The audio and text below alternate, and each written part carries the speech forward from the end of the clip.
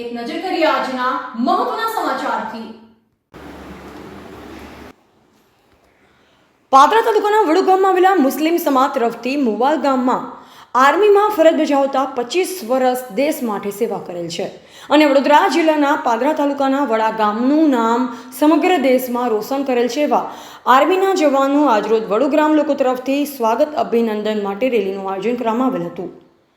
વડુ મસ્જિદે ગરીબ નવાઝ પાસે આવેલા મહાદેવના મંદિર પાસેથી રેલીનું આયોજન કરવામાં આવ્યું છે, જે ત્યારથી નીકળીને મુવાલ ગામમાં ફરી મુવાલ ગ્રામ પંચાયત શિવશક્તિ સોસાયટીમાં રહેતા આર્મી જવાનનું સ્વાગત કરવામાં આવ્યું।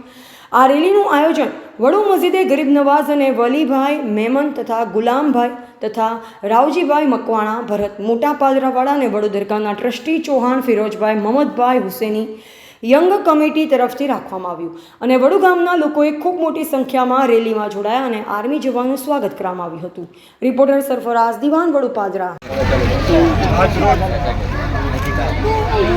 ભારત દેશની રક્ષા કરીને વડોદરા જિલ્લાના પાદરા તાલુકાના જલાલપુરા ગામના વ્યક્તિ આર્મી રમેશભાઈ રિટાયર થઈને આવ્યા છે, તે વડુ ગામમાં એમનું વડુ ગામેથી સ્વાગત કરીને મુવાલ જવાના છે, ત્યારે મુસ્લિમ સમાજના હુસેની કમિટી તરફથી આજે એમનું સ્વાગત કરવામાં આવ્યું છે અને અહીંયા હુસેની યંગ સર્કલ તરફથી ઠંડા પાણીનું અને શરબતનું વિતરણ કરવામાં આવેલ છે। આ જવાન જે ભારત દેશ માટે જે રક્ષા કરીને આવ્યા છે, આજે એ રિટાયર થઈને આવ્યા છે, એમને માટે ખૂબ અભિનંદન।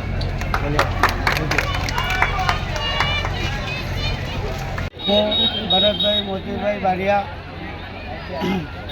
સમાજના પ્રમુખ છું અને અમારા સમાજના એક આર્મી જવાન આજે બોર્ડર પરથી રિટાયર થઈને મુવાલ ગામમાં આવ્યા। ત્યારબાદ અમારા સમાજના આગેવાનો દરેક ભાઈઓએ નક્કી કર્યું કે આપણા સમાજનું જે જવાન આવ્યા છે એમનું આપણે ભવ્ય સ્વાગતમ કરીએ અને રેલી રૂપે તેમના ઘરે લઈ જઈએ। ત્યારબાદ અમે બધા ભેગા થયા અને વડુ મુકામે એક ફંક્શન રાખ્યું અને ત્યાંથી રેલી રૂપે ત્યાં જઈશું અને અમારા વડોદરા જિલ્લાના પાદરા તાલુકાના જે કંઈ આર્મી રિટાયર થયા છે એ બધા ભાઈઓને અમે આમંત્રણ આપ્યું છે અને એમને અમારી જે પ્રસંગ રાખ્યો અમે હાજરી આપ્યો એમને હું ખૂબ ખૂબ આભારી છું।